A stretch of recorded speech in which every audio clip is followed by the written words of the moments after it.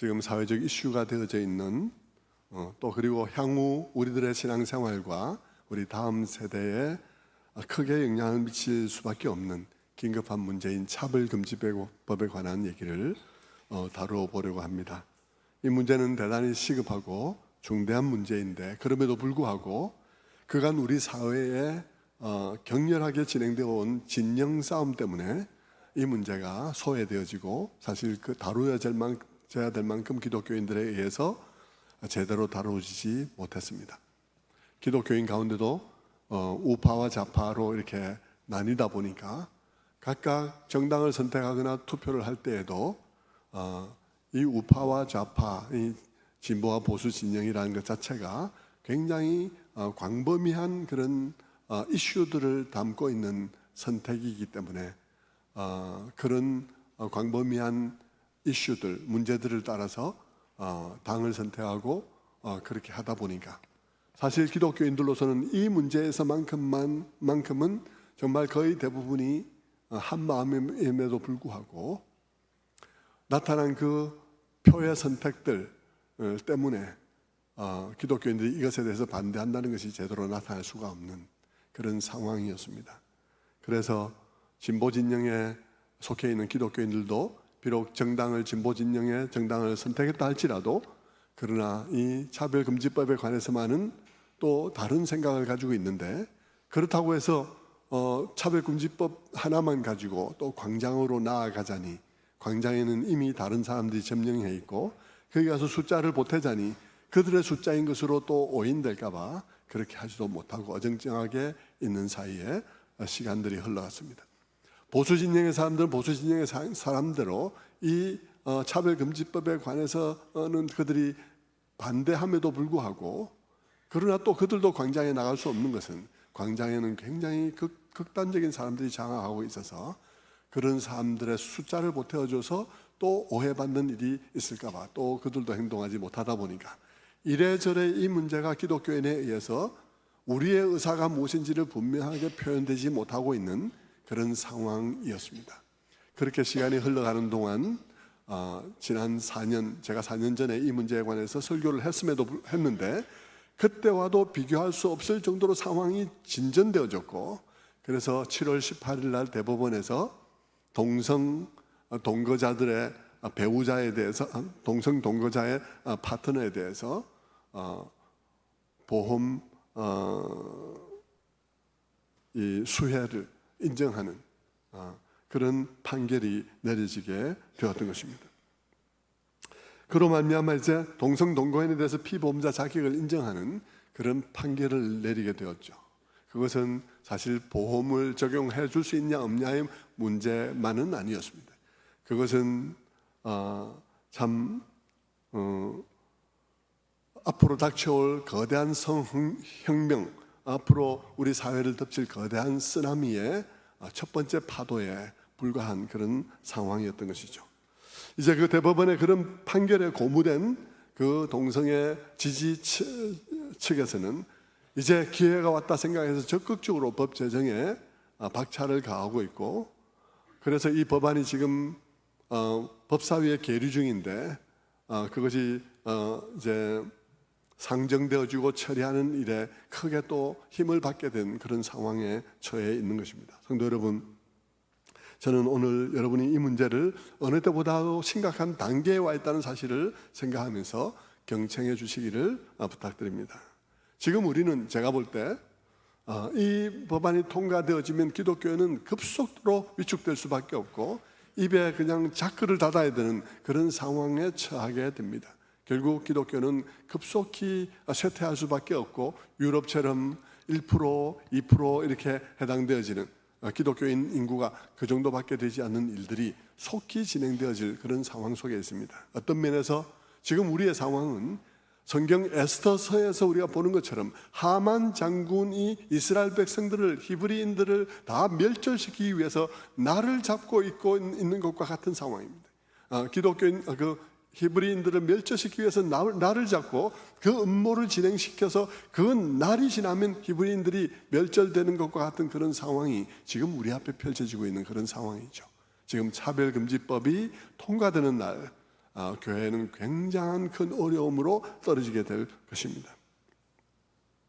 만약 지금 우리가 이 부분에 대해서 분명한 입장을 취하지 않으면 우리는 수년 내에 지금과는 전혀 다른 세상을 살게 될 것입니다.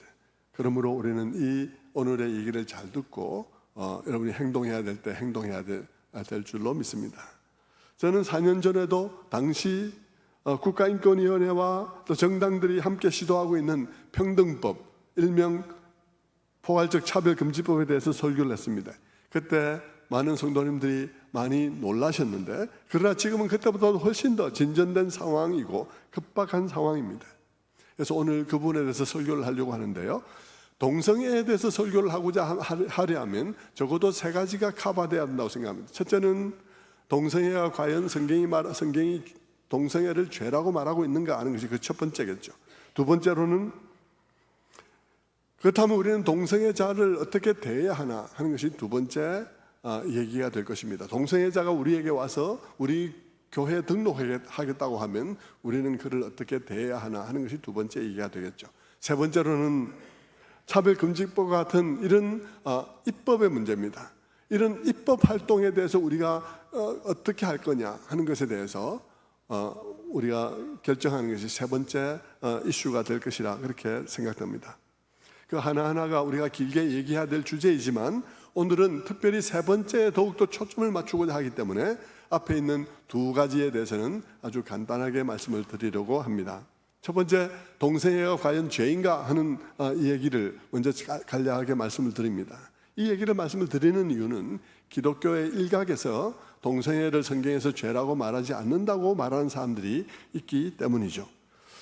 혹 어떤 진보적 신학자들은 소돔과 고모라가 멸망된 것은 반드시 동성애 때문이라고 말할 수 없다라고 그렇게 얘기하기도 합니다. 사람들은 소돔과 고모라가 멸망한 것이 동성애 때문이라고 말함으로써 동성애자들이 필요 이상의 박해를 당하고 있다라고 그들은 변호하고 있는 것이죠. 그래서 그들은 소돔 고모라의 멸망의 원인이 동성애가 아니라고 말함으로써 동성애에 대한 부정적인 인식들을 누그러뜨리려고 하는 의도를 갖고 있는 것입니다. 좋습니다. 그들이 주장하는 대로 소돔과 고모라의 그 멸망에 관한 이야기들이 단어상 어떻게 달리 해석될 수 있는 여지가 있다 칩시다. 그래서 백보를 양보해서 소돔 고모라가 그러면 그들이 말하는 대로 나그네에 대해서 친절하게 대하지 못했기 때문에 멸망당했다고 말한다면 그건 너무한 것 아닌가요? 나그네에 대해서 친절하지 못했다고 한 성이 멸망한다? 그것은 이해하기 굉장히 어려운 이야기가 될 것이에요. 어쨌든 백보를 양보해서 소돔 고모라가 그렇게 멸망했다 칩시다.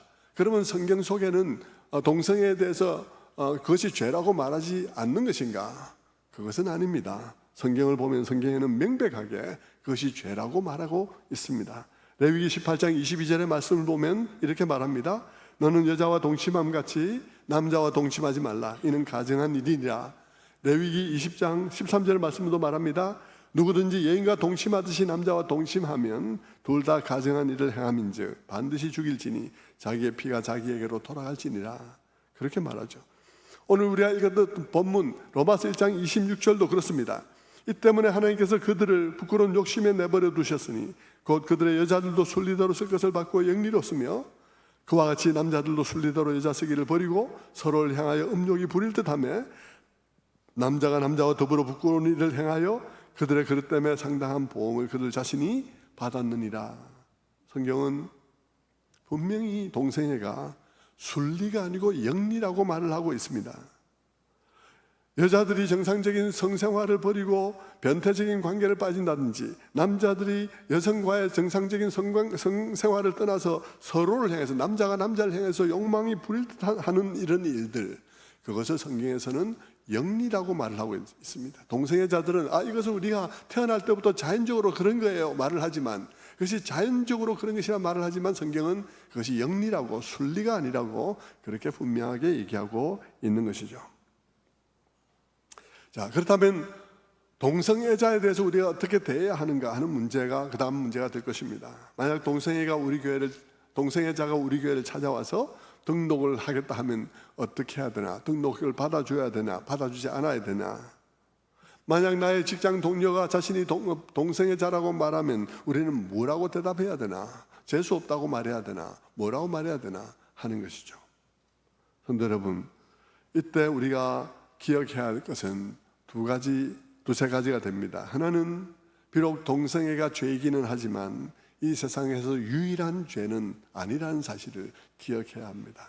다시 말해, 이 세상엔 더 많은 죄들이 있고 동성애도 그 죄 중에 하나라는 사실을 기억함으로써 균형 잡히게 그 문제를 다루어야 된다는 얘기를 하고 있는 것이죠. 마치 그것만 유일한 죄인 것처럼 다루어서는 안 된다는 얘기를 하고 있는 것입니다. 무슨 말이냐면 마치 동성애자에 대해서 가지고 있는 우리의 관념이 지나친 혐오감을 가지고 있다면 그것에 대해서 제고하고 다른 모든 죄와 함께 굉장히 균형 잡힌 시각을 가져야 한다는 얘기를 하고 있는 것이죠. 왜 그렇습니까? 세상에는 많은 다른 죄가 있으며 그런 점에서 보면 그 많은 죄 가운데 있는 우리도 또한 죄인이기 때문이에요. 비록 우리가 동성간에 저지르는 성행위를 하지 않았을지 몰라도 우리도 수많은 다른 죄 가운데 살아가는 자들임을 우리가 인정해야 된다는 것입니다. 그래서 동성애라는 그 죄가 내가 저지른 그 어떤 다른 죄보다도 특별히 더 악한 죄라고 말할 권리는 없을 수 있다는 얘기를 하고 있는 것이죠. 성도 여러분, 요한복음 8장에 보면 가늠하다 현장에서 잡혀온 여인에 관한 얘기가 있습니다. 그때 그 현장에서 주님께서는 뭐라고 말씀하시나요? 돌을 들고 돌로 치리까라고 묻는 그들에게 주님께서 뭐라고 말을 하시죠? 주님께서는 죄 없는 자가 먼저 돌로 치라고 말씀하십니다. 그리고는 몸을 구부려서 땅바닥에 손가락으로 글을 쓰죠. 많은 사람들은 주님께서 무슨 글을 썼을까 궁금해했습니다. 우리는 그 무슨 글을 썼는지는 알지 못하지만 아무렇게나 낙서를 하지는 않았을 거예요. 아무렇게나 낙서를 했다면 그 굳이 성경에 기록할 이유는 없겠죠. 주님께서 무엇을 썼을까 많은 사람들이 생각했는데 많은 사람들은 주님이 그때 그 사람들이 저질렀음직한 죄들의 죄목에 대해서 썼을 것이라고 생각을 합니다. 거짓말쟁이, 사기꾼, 도둑질, 회사 공금 빼먹기, 시간 도둑질, 가게 물건 빼먹기 뭐 이러면서 막 이렇게 썼을 가능성이 있다는 것이죠.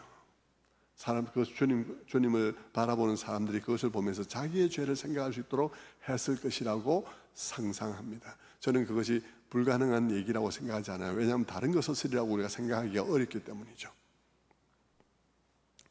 자, 오늘의 주제와 관련시켜서 그 문제를 생각해 본다면 동성애자에 대해서 말할 때 주님께서 그 행위를 통해서 우리에게 말씀해 주시는 것은 너는 너 자신도 회개하고 돌이켜야 되는 죄인임을 기억하고 이 죄인을 바라보라고 말씀하고 있는 것이죠. 네 자신도 회개해야 되는 죄인임을 알고 이 죄인을 바라보라고 말하고 있는 것입니다.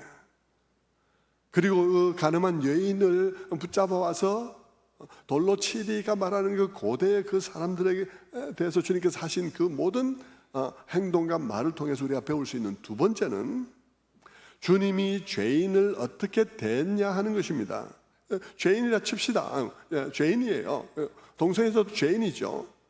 그럼 어떻게 대해야 하겠나라고 할 때 주님이 우리의 기준이 될 수 있다는 것입니다. 주님이 죄인들을 어떻게 대했습니까? 주님께서는 죄인들을 환대하셨습니다. 그리고 세리와 죄인들의 친구가 되었습니다. 그들과 어울려 지냈습니다. 여러분, 그러니 우리도 우리 교회에 만약 동성애자가 오면 어떻게 하겠습니까? 특별히 그가 더 특별한 죄인이라고 죄인인 것처럼 그렇게 대해야 하겠습니까? 그건 아니라는 것이죠. 환대해야 된다고 말하는 것입니다. 그리고 그 사람의 등록을 받아야 된다는 것이죠. 그리고 더 나아가서 주님이 그러신 것처럼 그들의 친구가 되어야 한다는 것입니다. 주님도 그랬기 때문이죠. 여러분 머릿속에 잘 정리하십시오. 이게 우리가 지금 직면하게 될 상황일 수 있습니다. 잘 정리하셔야 돼요. 그들의 친구가 되어야 하는 것입니다. 주님도 그랬기 때문이죠. 그러나 한 가지 여러분, 다만 그렇다고 해서 내가 그들과 같아져야 되는 것은 아닙니다. 나는 나의 거룩함을 지키면서 그들을 환대해야 되는 것이죠. 왜냐하면 주님이 그랬기 때문이죠. 주님이 그랬던 것입니다. 주님도 가늠하다 잡혀온 그 여인을 특별히 다른 사람보다 더 죄인인 것처럼 취급하지 않았습니다. 그리고 주님은 그 당시에 죄인들에 대해서, 세리와 그런 죄인들에 대해서 그들의 친구가 되어 주셨지만 주님은 그들처럼 되지는 않으셨어요. 그것이 우리들에게 또한 모델이 되어야 하는 것입니다. 친구가 된다고 해서 우리의 거룩함마저 버려야 되는 것은 아니라는 얘기를 하고 있는 것이죠. 세 번째로 또 하나 기억해야 될 것이 있습니다. 이게 뭘까요? 그것은 이것이에요. 주님께서 그 여인을 굉장히 온화하게 대해주셨습니다. 따뜻하게 그 가늠한 여인을 대해주셨습니다. 그러나 주님께서 하지 않은 게 한 가지 있습니다. 주님께서 절대 하지 않은 한 가지가 있는데 그게 뭐냐 그러면 그 여인의 간음 행위를 지지하지 않았습니다. 그 여인의 간음 행위를 지지하지 않으셨어요. 뭐라 하셨습니까? 주님께서는 가서 다시는 죄를 범하지 말라 이렇게 말하셨습니다. 그 말을 주님께서 어떻게 하셨나요? 따뜻하게 말하셨습니다. 팻말 들고 마이크 들고 너희는 죄인이야 하면서 이렇게 말하지 않고 따뜻하게 말씀하셨습니다.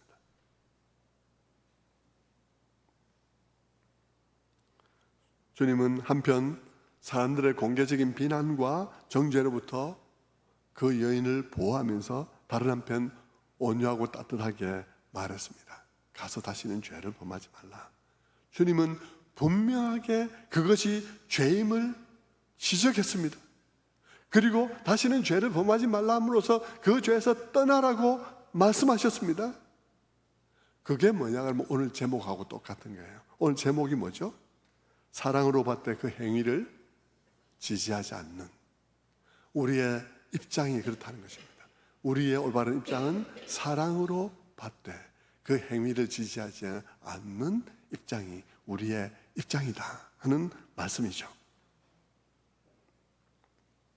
이것은 동성애자에 대해서도 하나의 원리가 됩니다. 똑같아요. 동성애자에 대해서도 똑같은 원리예요. 어떻게 해야 되겠습니까? 그들을 사랑으로 받아야 됩니다. 그들의 인격에 대해서는 따뜻하게 보호해야 됩니다. 그러나 그들의 행위를 지지하지는 말아야 합니다. 그리고 그들에게 기회를 따서 따뜻하게 그것이 죄임을 말해줘야 하는 것이죠. 그리고 그것을 떠나라고 권고해야 하는 것입니다. 여러분, 그것이 우리 사회에서 가능하려면 무엇이 가능해야 되냐 그러면 죄를 죄라고 말할 수 있는 권리가 보호되어야 하는 것입니다. 죄를 죄라고 말할 수 있는 자유가 지켜져야 하는 거예요. 여러분,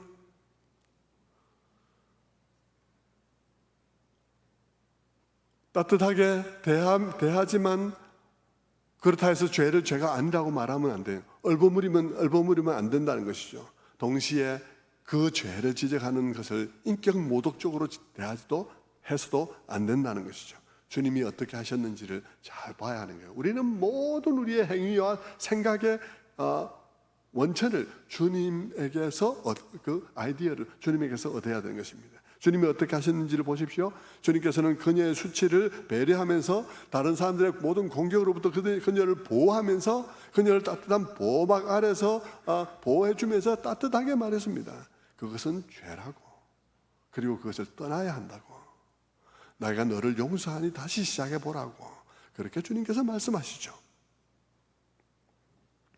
결국 주님은 우리들에게 무엇을 요구하고 있냐 그러면요, 죄인을 대할 때 너도 죄인임을 기억해라 라고 말씀하시는 거예요. 너도 죄인임을 기억하면 너가 죄인인 다른 사람을 어떻게 대해야 될지가 결정되게 될 것이다 라고 말씀하고 있는 것이죠.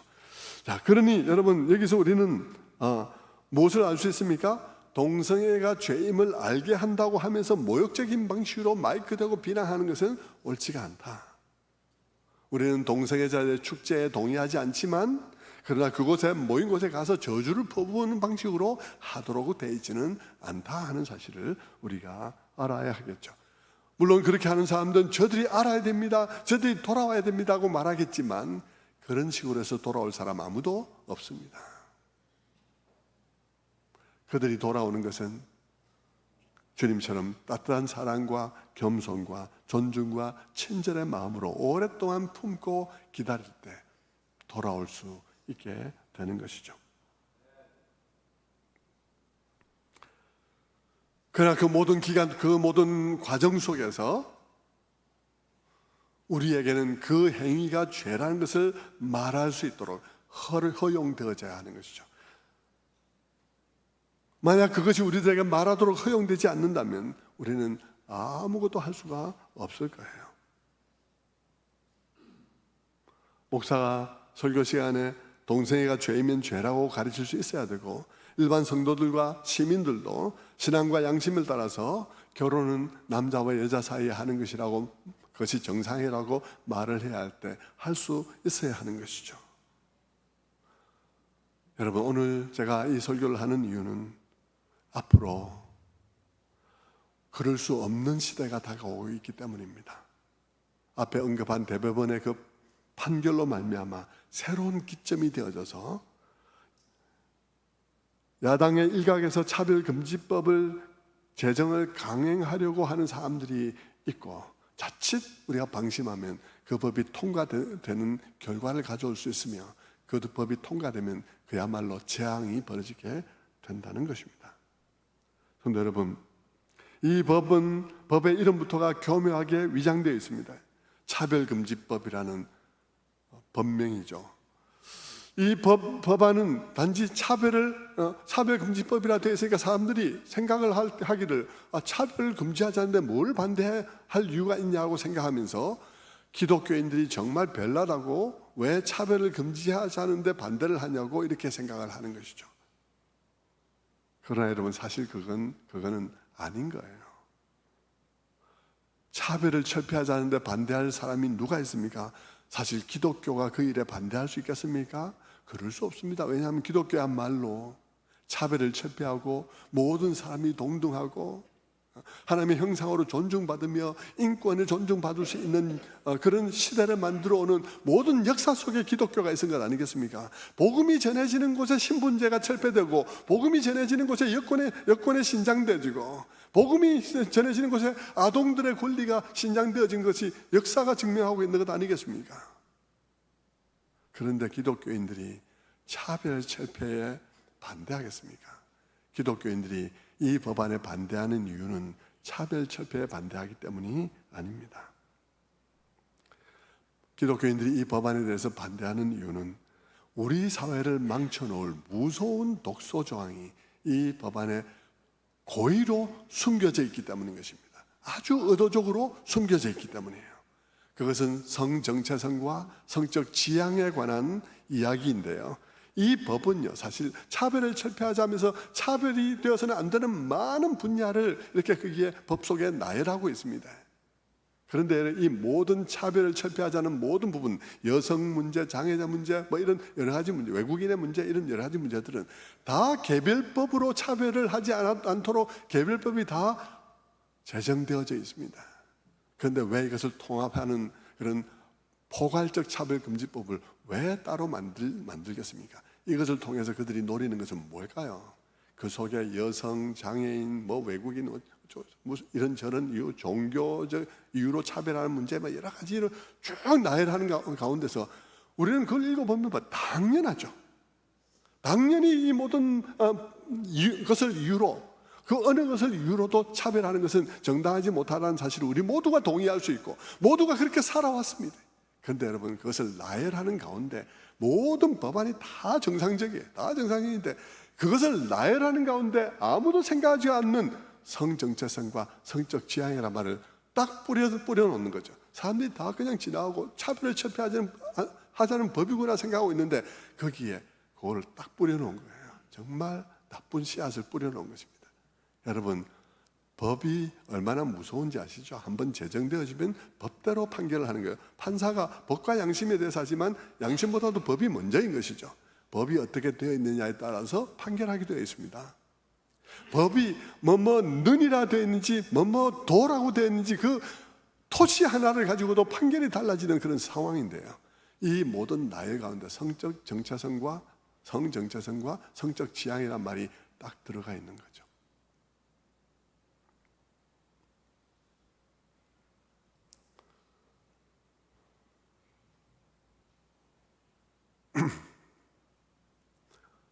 사람들이 자기의 성적 정체성에 대해서 자기가 결정할 수 있다고 말하는 것입니다.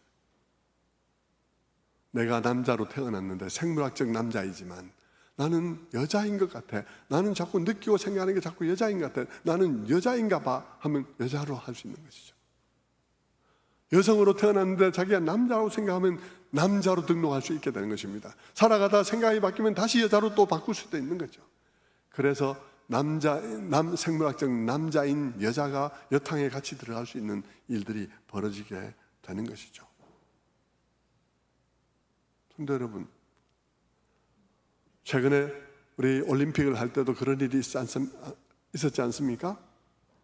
여자 복싱 경기에 생물학적 남자가 여성으로 등록을 해서 출전한 경우를 보셨죠. 시합을 하는데 벨이 울리고 종이 울리고 바로 두 사람이 나오자마자 한 방 맞고는 그냥 돌아서 눈물 흘리면서 기권해버린 그런 경우를 우리가 보지 않았습니까?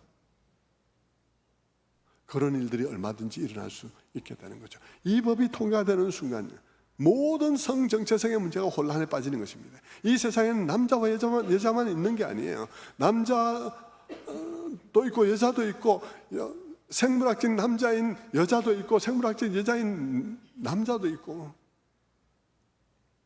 그리고 불분명한 성도 있고 양성도 있고 온갖 별의별 것이 다 나오는 것입니다. 그리고 이 법이 통과된 우리 지금 법도 그렇게 되어 있는데 이 법이 통과되는 순간 더 이상 우리는 우리의 자녀들에게 동성애는 비정상이야 말을 할 수가 없는 거죠. 그렇게 가르칠 수가 없어요. 그걸 한순간 처벌을 받고 그걸 한순간 형사처벌과 민사적인 소송 배상을 해야 되는 그런 상황에 빠지게 됩니다. 선생님들도 학교에서 그것을 가르쳐야 돼요. 이 동성애는 비정상적이다 이렇게 가르칠 수가 없습니다. 여러분, 동성애는 비정상적이라는 말을 할 수 없을 뿐 아니라 결혼은 남자와 여자가 하는 게 정상이라는 말을 할 수가 없습니다. 그렇게 가르쳐서 안 되는 거예요. 그렇게 가르치면 선생님을 그만둬야 되는 것입니다. 우리 교포들 가운데서도 해외 나가서 선생님 하는 분들 가운데요. 자기 소개서를 쓰라고 했는데 나는 기독교인입니다 썼는 것도 지우라고. 왜 당신이 기독교인이라는 것을 거기다 쓰느냐고 하는 경우를 겪는 경우부터요. 나는 결혼이 남자와 여자 간에 이루는 아름다운 가정을 이루는 것이 굉장히 중요하다고 믿는다고 쓴 것에 대해서 지우라고 얘기를 한다는 것이죠. 왜 결혼이 남자와 여자만 해야 되는 거냐고 얘기를 한다는 거죠. 그래서 선생님이 선생님을 할 수가 없고 선생님을 계속 하려면 자기 신념하고 다른 것을 맞는 것이라고 가르쳐야 되는 그런 상황에 빠지게 되는 것이죠.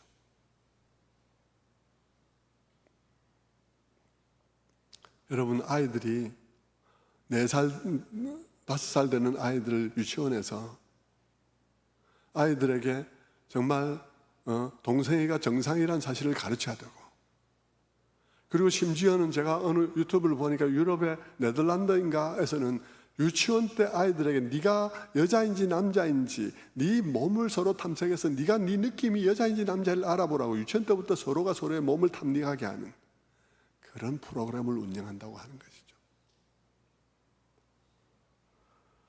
성도 여러분, 이 법은 이런 부분들에 대해서 잘못이라고 얘기할 수 없게 하고 있습니다. 동성 간의 결혼이 비정상이란 말은 물론이고 결혼은 남자와 여자 간에 하는 거야 하는 말 자체를 할 수 없게 하는 것이죠.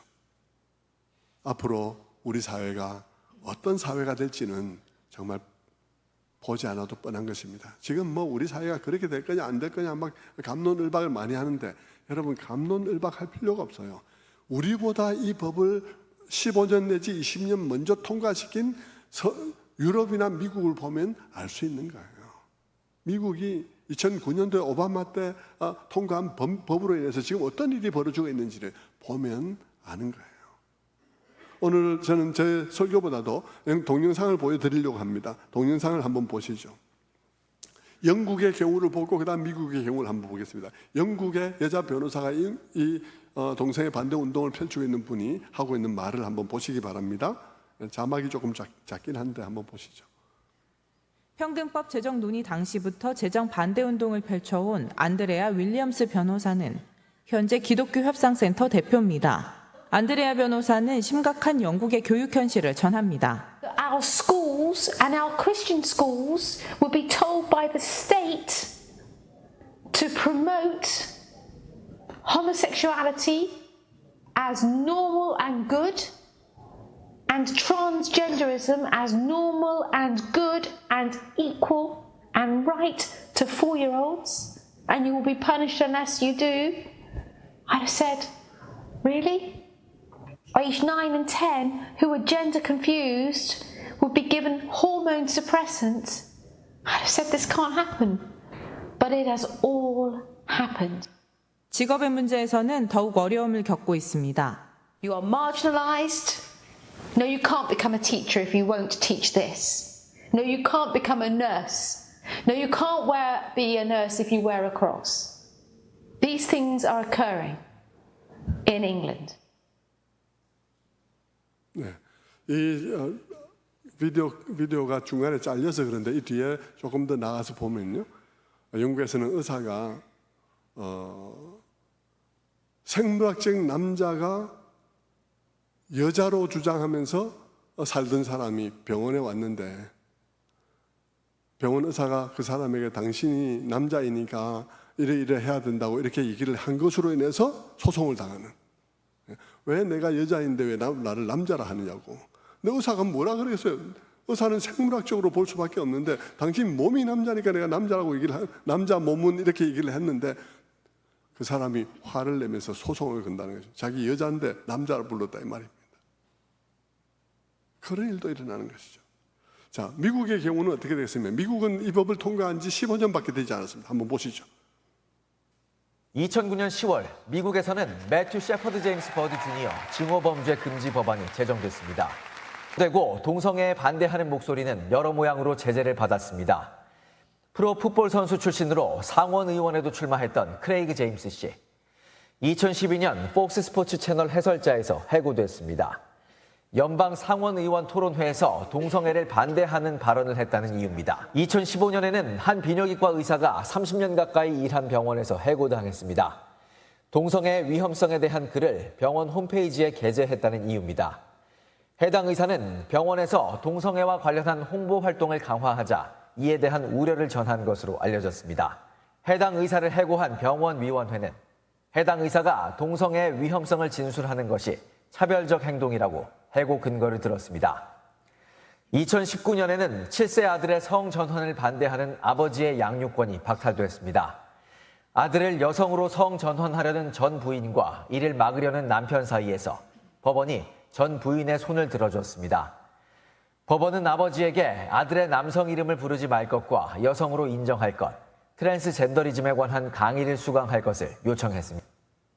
네, 이게 이제 이런 법이 제정되어서 이제 부모조차도 자녀를 어떻게 할 수 없는, 자녀가 여자가 되겠다든지 남자가 되겠다든지 할 때 부모의 의견도 다를 수 있고, 그리고 여자가 되겠다고 수술하고자 할 때 그 아이 열 몇 살 되는 아이들, 10살 되는 아이들, 그것을 부모가 말릴 수 없다는 거죠. 그럼 시킬 때 부모가 얘기를 하지 않겠습니까? 내가 이렇게 수술하고 나면 영구히 네 몸은 돌아올 수 없어라고 말하는데, 그 영구이란 말을 9살, 10살짜리가 어떻게 알아듣나 이 말입니다. 하루살이가 내일이란 말을 이해할 수 없는 것처럼 말이죠. 9살짜리, 10살짜리가 영구히 네 몸이 돌아올 수 없다는 말을 들을 때 영구이란 말을 알아들을 수가 없는데, 어떻게 9살짜리의 결정대로 부모가 하도록 해야 되고 부모가 그것을 막으면 부모하고 자녀가 분리시키는 그런 일들이 어떻게 일어날 수가 있나 하는 것이죠. 서구 사회가 이렇게 되어지는 그 과정 속에 누군가가 나서서 이 일이 잘못된 것이라고 반대하는 그런 일이 있었지 않겠습니까? 물론 있었는데요. 그 일에 교회가 단합해서 목소리를 내지 못하고 교회가 침묵한 경우들이 많았다는 것입니다. 그래서 그 후회하는 얘기를 우리가 한번 보도록 하겠습니다. 교회의 침묵에 관한 얘기를 한번 보죠. 독일에서 평등법이 제정될 때도 독일의 교회는 그다지 목소리를 높이지 않았습니다. Unfortunately, I cannot say that the churches as such strongly opposing it. They are rather tolerated to a certain degree, and because of this, there must be people who show to the church something is dangerous. 독일은 현재 법적으로 성별을 표시할 때 세 번째 성별까지 표기해야 하는 상황을 맞닥뜨리게 됐습니다. 결국 성혁명가들이 비밀스러운 움직임으로 만든 차별금지법과 퀴어 신학을 받아들인 국가의 대다수 교회들은 현재 그 세력이 크게 약화되거나 박해를 받을 수밖에 없는 상황에 처하게 됐습니다.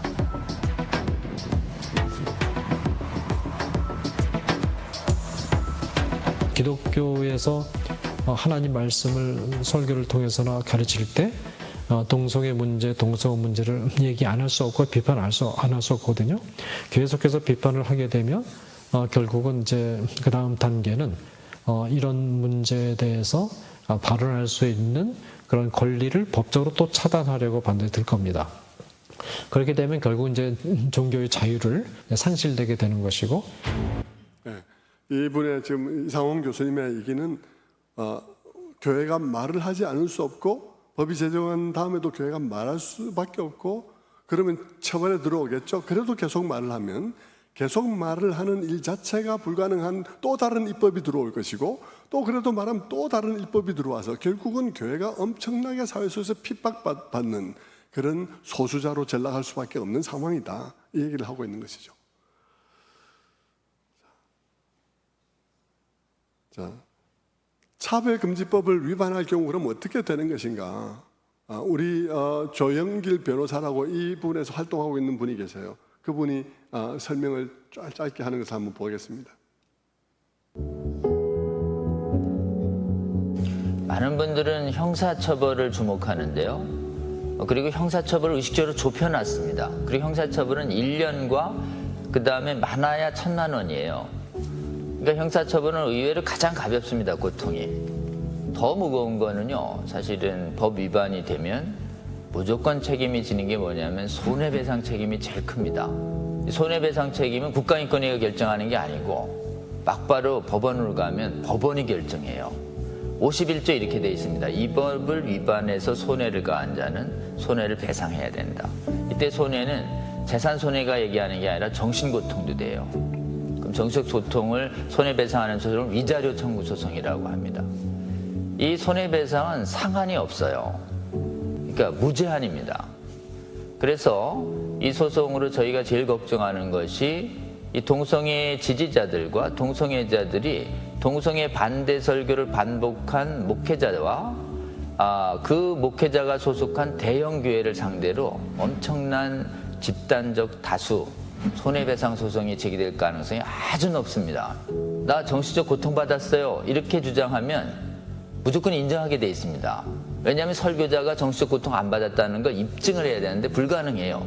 그러니까 제기했다면 승소는 거의 100% 확실하고요. 더 무서운 게 있습니다. 반복하면 악의로 봅니다. 그러니까 동성애 반대 설교를 반복하잖아요. 악의로 보면 징벌배상이 손해의 2배에서 5배가 됩니다. 근데 여기에 미니멈 손해액의 최소한을 정해놨어요. 법에. 그 최소한이 얼마냐? 500만 원이에요. 자, 그러면 반복한 목회자를 상대로 여러분 1인당 500만 원 이상의 위자료를 받아들일 테니까 저한테 정신적 고통을 받았다는 점만 확인해 주시고 이름을 빌려주시면 제가 소송 제기에 있어서 위자료 받아드릴게요. 이러면 이거를 가지고 분명하게 집단소송을 제기할 텐데, 자, 100명 제기했습니다. 5억이에요. 1000명이요. 50억. 10,000명은요. 500억. 10만 명은요. 5천억입니다. 자, 이 소송 앞에서 재산적으로 이걸 커버할 수 있는 교회가 얼마나 되겠습니까? 동성애 옹호자들이 제기한 집단소송의 이 거액의 재산을 다 뺏기고 나면 한국교회는 재정적으로 완전히 파산 상태가 되는 겁니다. 일반인들도요, 여러 사람이 보는 앞에서 동성애 해악을 경고하는 강의를 하잖아요. 전부 이런 집단소송의 대상이 됩니다. 양심과 이성이 있는 일반인들도 동성애를 반대할 자유를 완전히 박탈하는 이 민사소송이 제일 고통스럽다는 것이고, 시정명령 받으면 불이행하면 3천만 원의 한도로 이행강제금도 계속 제한 없이 부과됩니다. 한국교회의 재산을 노력하기 위한 엄청난 집단소송의 대로가 열리는 것이다. 이것을 정확하게 직시하고 이 법을 막는 데 한국교회가 대대적으로 좀 각성해 주시기를 호소드리고 싶습니다. 심각성을 아시겠습니까?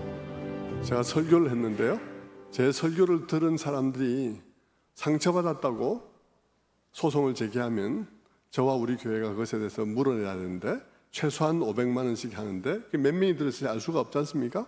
그게 100명이 될 수도 있고 1000명이 될 수도 있고 10,000명이 될 수도 있다 이 말입니다. 그런데 그것을 합쳐서 그걸 받아주겠다고 하는 변호사가 나오게 되어 있고, 그 변호사가 그런 비즈니스를 할 수 있다는 이런 얘기죠. 그런 일이 생겼을 때 어떤 상황이 벌어지겠나 하는 것이고, 그 500만 원을 내지 않으면 그것을 이행하라고 한 번에 3천만 원씩, 또 안 내면 또 3천만 원, 또 3천만 원 이행 강제금이 또 부과되게 돼 있다 이 말입니다. 그러니까 이 세상에 지금 어떤 것보다도 이 문제를 강력하게 지금 이렇게 추진하고 있는 게 그 대상이 누구겠습니까? 이 법을 제정하려고 하는 사람들이 노리고 있는 대상이 누구겠습니까? 그것은 이 문제에 대해서 가장 강력하게 반대하고 있는 기독교인들인 것입니다. 그리고 기독교회인 것이죠. 이런 상황에 지금 와 있어요. 그래서 이런 상황이기에 고신 측의 손현보 목사님이란 분, 부산에서 목회하시는 분이신데 너무나 답답하고 위기의식에서 눈물을 흘리며 각 교단 총회를 돌아다니면서 한국교회가 이대로 있으면 안 됩니다, 지금 나서줘야 됩니다 하고 호소하고 다녀서 각 총회들이 이번 10월 27일 오후 2시에 광화문에 모여서 기독교인들이 이 부분에 대해서 결사적으로 반대한다는 것에 대한 의사표시를 해야 되겠다고 결의를 하게 됩니다. 그 결의를 할 때 우리 교단에도 손인보 목사님이 찾아오셨는데 눈물을 흘리며 호소하는 그 얘기를 한번 들어보시기를 바랍니다. 고신교단의 우리 손현보 목사님,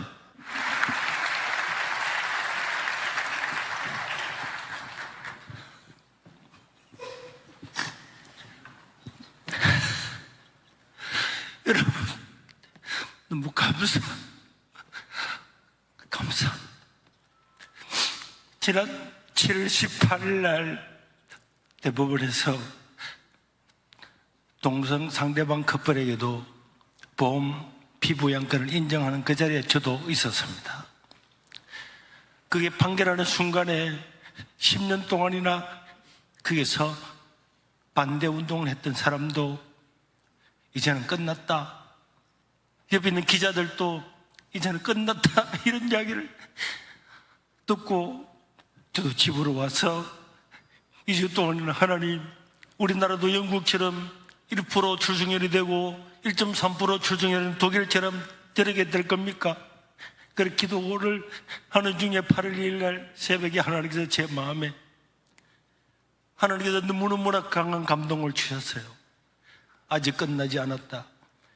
저는 그 분명한 감동을 들고 우리 세계로교회 한나라도 나가서 국회를 내어서고 저기서 예배를 드리고 기도하고 회개해야 되겠다고 생각을 하고 굳게 결심을 했는데, 그래도 누군가가 동의하는 교회가 있으면 같이 갈 수 있지 않겠나, 그 생각을 가지고 정말 오정호 목사님을 제가 깊이를 잘 알지를 못하는 분인데 생각이 나서 전화를 걸어서 말씀드렸더니 같이 참석하겠다.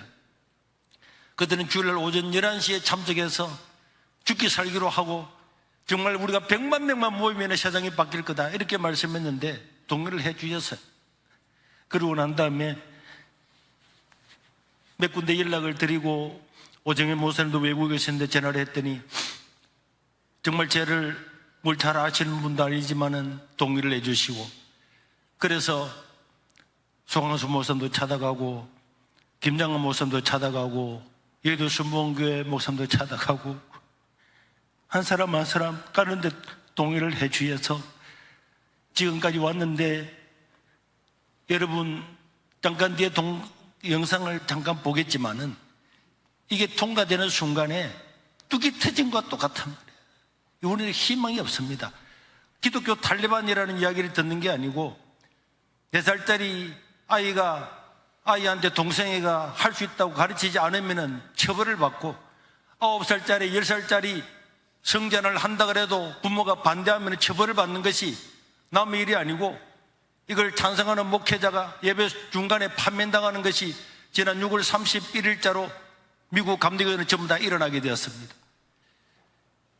이렇게 대한민국에 교회가 많고 이렇게 대형 교회가 많이 있는데 아직 힘이 있는데 우리가 이것을 막지를 못하면은 앞으로 우리 자손들은 공직자 후보자에 나가서 예수 믿습니다, 하나님의 창조론을 믿습니다 말하는 순간에 공직 후보자, 교사, 의사, 간호사 어떤 직업도 가질 수 없는 것이 지금 이 자리에 와 있습니다. 목전에 와 있는데도 불구하고 이것을 막지 않으면 안 되고, 여러분 건강보험공단에 어떻게 돼가느냐고 했더니 회신이 왔습니다. 제가 여러분 목사님들을 보여드리고 전파를 하고 유튜브로도 보냈는데, 지금 대부분 판결에 의해서 동성애자 반대 커플에게 피부양가를 인정하는 세칙을 만들고 있고, 만들게 되면은 고객에게 통보를 해주겠다고 회신을 받았습니다. 동성애 사이트에서는 지금 물러서면 안 된다, 승기를 잡았다, 빠른 시간 안에 이것을 하도록 모든 관련 단체들과 사람들이 힘을 다해서 지지하고 하는데, 우리는 지금 떡이 터지고 있는데도 그걸 못 느끼고 있다가 저런 그 시행세칙이 되고 나면은 다른 모든 나라들과 마찬가지로 우리나라도 막을 수 없는 그 나라가 될 것입니다. 여러분, 우리에게는 기회가 있겠지만 기회가 없는 것입니다. 지금 전 세계적으로 동성애를 찬성한 나라는 36개국입니다. 반대하고 동성애를 처벌하는 나라가 68개국이고 158개국이 반대를 하고 있습니다. OECD 국가들이 찬성을 함으로 굉장히 많은 것처럼 보이지만은 그렇지를 않습니다. 여러분, 종교개혁이 일어난 지 507주년 되는 10월 27일 날 저 유럽은 오직 성경으로, 믿음으로, 은혜로 이거 다 버려버렸습니다. 하나님을 떠나버렸습니다. 창세기를 신화로 보고 유신진화론을 주장하고 종교다운지를 주장함으로 말미암아 유럽 전체에서 3%가 넘어가는 교회 출석률을 가진 나라가 없게 되었습니다. 이제 우리 하나님께서 만약에 우리 한국 여기서 100만 명이 모이면은 0.7%를 가지고 대통령이 갈렸는데 어떤 국회의원이, 어떤 사람들이 법을 제정할 수가 있겠습니까? 우리가 기회가 있을 때, 힘이 있을 때에 100만 명이 모이면은 저는 500년이 지난 종교개혁이 다시 성경으로 돌아가는 기회가 될 줄로 믿습니다. 우리 기회를 내주신 것 너무나 감사드리고, 그런데 여러분 1분만 이야기를 더 하겠습니다. 고신교단은 주일날에 낮 예배를 그 시간에 드리지 않고 10월까지 가는 것이 옳으냐 논란이 있었지만은 이거는 시간의 문제가 아니고 이거는 진리의 문제고, 이걸 만약에 놓쳐버리고 나면은 우리 손자 손녀들은 어디 가서도 하나님을 믿는다고 말하지 못하는 세계를 맞이하게 될 겁니다. 우리가 그런 신앙을 우리 후손들에게 물려주어서 하나님을 모르는 다른 세대가 된다면은 그 책임은 오늘 저와 여러분들에게 있는 바로 우리에게 있을 겁니다. 결의할 뿐만 아니라 모든 교회가 30% 40%는 반드시 나가서 이 나라를 세우고 한국교회를 세우는데 동참해 주시고 사명을 가지고 해 주시기를 바라고, 이 영상을 보고 여러분들이 한번 판단해 주시기를 바랍니다. 감사합니다. 예. 자, 그럼 이제 결의를 하도록 하겠습니다. 한국교회 200만 연합예배 및 큰기도의 참여 청원, 우리 전국교회가 힘을 다하여 함께 참여하는 일에 동의하시기 바랍니다. 동의 있으십니까? 재청이 있습니까? 예, 좋으시면 예하십시오. 아니면 아니요. 가기로 이렇게 우리 총회도 참여하기로 결정을 했습니다. 지금까지 광장에 모든 일들을 이끌어가는 분들이 약간 극단에 치우쳐 있는 분들이 계셔서 참여하기가 조금 어려운 부분이 있었습니다만, 이번에 이런 일들은 교단들이 총회적으로 결정을 해서 하는 것이기 때문에 저는 다른 집회가 되리라 생각하고요. 저는 지금 이재원 목사님이 하신 말씀을 여러분에게 꼭 들려드리고 싶어요. 온누리교회 이재원 목사님이 하신 말씀도 경청해 들을 필요가 있는 부분입니다. 한번 보시죠. 안녕하세요. 이재훈 목사입니다. 전 세계를 휩쓸고 있는 광풍은 삶의 터전을 무너뜨리는 기후 위기로 인한 잔인한 태풍만이 아닙니다. 하나님의 창조 질서를 무너뜨리는 젠더 이데올로기라는 태풍입니다. 이미 각 나라를 차례로 휩쓸고 있으며 또한 우리나라에도 불고 있습니다.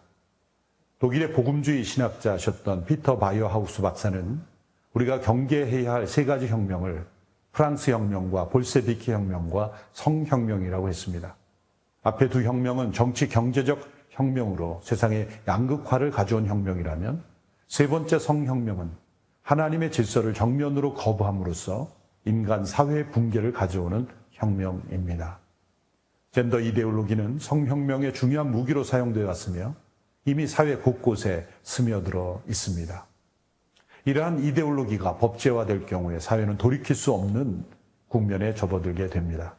유럽과 북미의 사례가 그러합니다. 인간의 성이 창조주 하나님께 의해서 부여된 것이 아닌 인간 스스로 정할 수 있다는 것이 합법화되고 그러한 법의 기준으로 사회가 구성된다면 세상은 전혀 다른 세상이 될 것입니다. 최근 미국에 거주하는 여러 한인 교포 성도들의 자녀들이 학교에서 겪는 사례들을 들을 수 있었습니다. 그 내용들은 매우 충격적이었습니다. 어느 가정의 자녀는 학교에서 실시하는 성 정체성 구별 테스트에서 생물학적 성과 다른 성이 나오자 학교에서 호르몬 치료를 시작했고, 더 큰 문제는 이를 부모에게 알리지도 못하게 했다는 것입니다. 부모가 문제를 인지할 때는 자녀는 이미 호르몬 치료로 인해 엄청난 성 정체성의 혼란을 겪고 있을 때라는 것입니다. 어느 가정은 부모가 이러한 자녀를 치료하려 했을 때 강제로 부모와 자녀를 분리시키기도 하였다는 것입니다. 미국에 있는 성도들에게서 직접 듣고 경험한 이야기들입니다. 네, 여기까지. 학교에서 아이들은 각자 주장하는 성이 있기 때문에 네, 뭐 많은 얘기가 쭉 있는데 여기까지 듣는데, 일단 뭐 학교에서 호르몬 치료를 부모 모르게 진행해서 어린아이가 이미 몸이 변하고 심리가 변하고 있는 이런 가운데 나중에 발견됐는데 그것을 못하게 하니까 부모를 분리시키더라, 이런 얘기를 하셨고요. 이재원 목사님이 하신 말씀 중에서 정말 내가 나중에 들려드리고 싶었던 부분이 마지막에 있는데 시간이 많이 걸려서 끊었는데요. 그분이 하신 말씀은 사학법의 문제를 얘기하셨어요. 사학법, 기독교 재단 학교에서 성경을 가르치지 못하는 그런 법이 제정되었는데, 그 법이 제정될 때도 정말 변호사도 만나고 국회의원도 만나고 개별적으로 많은 기독교 지도자들이 애썼음에도 불구하고 그런 법이 제정되는 것을 막지 못했다는 거죠. 그때 한국교회가 모두가 단합된 모습을 보여주면서 일거에 나와서 그 부분에 대해서 반대를 표했더라면 그런 법이 제정되지는 않았지 않았겠는가. 그것이 본인이 굉장히 마음 아파하는 것이라고 그렇게 말씀하셨어요. 이렇게 이제 온누리교회 이재원 목사님뿐 아니라 1분짜리 동영상 하나 더 보겠습니다. 그 선한 목자교회 유기성 목사님도 또한 동일하게 이 일에 대해서 적극적으로 참여하고 있습니다. 한국교회 10월 27일 연합집회는 우리나라와 우리 자녀들의 미래를 위한 걱정하는 절박함에서 모여지는 집회입니다. 우리가 이 집회를 갖게 될 때 많은 언론이 주목하게 되고 또 수많은 사람들이, 국민들이 지켜보게 될 것입니다. 자, 그와 같을 때 우리를 지켜보는 그 많은 사람들 앞에서 우리는 정말 예수 그리스도의 생명을 가진 하나님의 백성임을 드러낼 수 있어야 합니다. 정치적인 구호나 또는 무질서로 인해서 하나님의 영광이 가려워지지 않도록 우리가 정말 기도하고 철저히 주님을 바라보며 말과 행동에 정말 조심해야 합니다. 아무쪼록 12.7 한국교회 연합 예배를 통해서 하나님의 뜻이 온전히 이루어지고 우리 국민들에게 이 사안의 시급함과 또는 절박감을 분명하게 전하고 하나님의 계획하신 역사가 우리나라에 그리고 한국교회 안에 이루어지게 되기를 간절히 바랍니다. 감사합니다. 마지막으로 이제 조윤길 변호사가 호소하고 있는 호소를 잠깐 들었으면 좋겠어요. 이것은 좌우의 문제가 아니다. 이건 정말 기독교만의 문제도 아니다. 이것은 정말 우리 사회의 문제고 또 기독교 신앙의 문제고 그렇다는 사실에 대해서 호소하는 이 비디오만 보고 예배를 마치도록 하겠습니다. 이것은 진보 보수의 문제가 전혀 아닙니다. 정치에 있어서 진보 보수 얼마든지 있을 수 있습니다. 복음 안에서. 그러나 이 문제는 교회 전체를 공격하는 신앙의 문제, 복음의 문제, 성경의 문제로 간주하고 하나 돼야 되는 사명을 갖고 있습니다.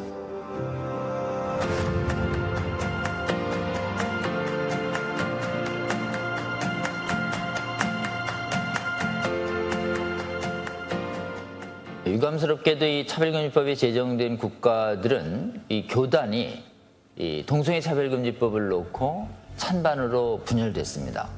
그래서 진보 기독교인들이 찬성했고 보수 기독교인들만 반대해서 기본적으로 국가의 교회가 교단이 찬반으로 분열된 나라들은 여지없이 이 법이 통과됐습니다. 주요 유럽 각국과 북미가 이렇게 분열을 겪고 통과됐기 때문에 한국도 그런 영향을 상당히 받는 것이죠.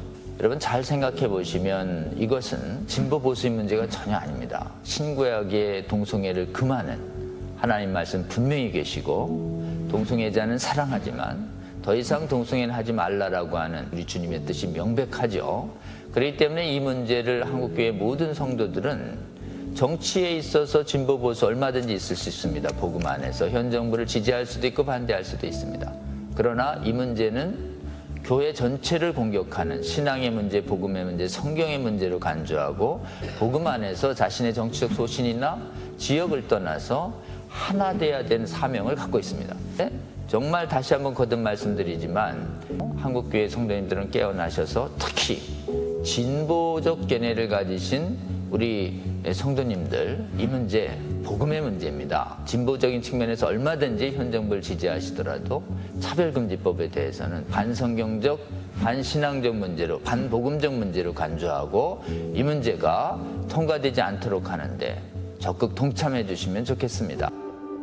이 법은 교회의 성도들만의 힘으로 막기는 어렵습니다. 여러분 일반인들에 대해서는 이렇게 말씀해 주셔야 됩니다. 지금 아까 얘기한 국가인권의 보고서 동성애 비정상 아니야? 남녀가 만나는 게 정상 아니야? 이 정도의 발언도 차별로 몰아서 그 발언하는 사람 법 위반 책임을 묻는 법인데 이성과 양심이 깨어있는 여러분 그 발언도 못하게 되고 그리고 학교에서 그런 교육 전혀 금지돼서 학교에 가는 모든 학생들 동성애 옹호 교육만 받고 반대 교육은 못 받고 동성애 위험성 교육 못 받을 텐데 그러면 우리의 자녀들이 이 위험하고 도덕적으로 문제 있는 동성애에 급속히 오염돼 갈 텐데 이걸 방치해야 되겠냐고 우리의 미래 세대를 위해서 우리의 이성과 양심의 자유를 위해서 우리의 선량한 성윤리와 가정윤리를 위해서도 이 법은 막자고 잘 설득해 주시면 좋겠습니다. 네. 자, 이제 다 영상을 다시 시청하셨습니다. 이제 우리 노회도 총회도 아까 결의하는 것을 보셨고 우리 노회도 참여를 결의했고 우리 당회도 또한 참여를 결의했습니다. 몸에 무리가 있는 분들은 참석 못 하시더라도 그 외 분들은 이 심각성을 인식하신다면 정말 우리의 기독교 신앙을 위해서뿐만 아니라 우리 사회의 다음 세대를 위해서 참여해 주시기를 바랍니다. 주중에 제가 비디오를 하나 클립을 보내드리겠습니다. 여러분 꼭 시청해 주시고 이대로 지금 우리 학교 속에서 성교육이 어떻게 이루어지고 있는지 어떻게 갈 수밖에 없는지를 꼭 보시고 마음에 여러분 그 각오를 해 주시기를 바랍니다. 저는 마지막으로 이 말씀으로 저는 이 설교를 마치고자 합니다. 오래전 선교사들이 한국에 복음을 전하러 왔었습니다. 그들은 우리에게 복음, 이 생명의 복음을 전하기 위해서 그 먼 미국과 영국, 유럽으로부터 이곳에 왔습니다. 와서 여기서 그들이 자기의 아내를 이 땅에 묻고 자식을 이 땅에 묻고 자기 자신을 이 땅에 묻었습니다. 여러분, 그들이 그 멀리를 복음을 위해서 이 땅에 왔는데 우리가 이 복음을 사수하기 위해서 광화문을 못 가겠습니까? 우리 광화문을 가는 것이 그렇게 어려운 일이 되어서 되겠습니까? 저는 그들의 그런 복음의 놀라운 그 은혜에 빚어진 자로서 우리가 이 복음을 수호하기 위해서 또 우리 사회를 건강하게 지키기 위해서 일에 동참해서 펼쳐지는 이 기독교의 명확한 의견 표시에 동참해 주게 되기를 주님의 이름으로 축원합니다. 기도하겠습니다.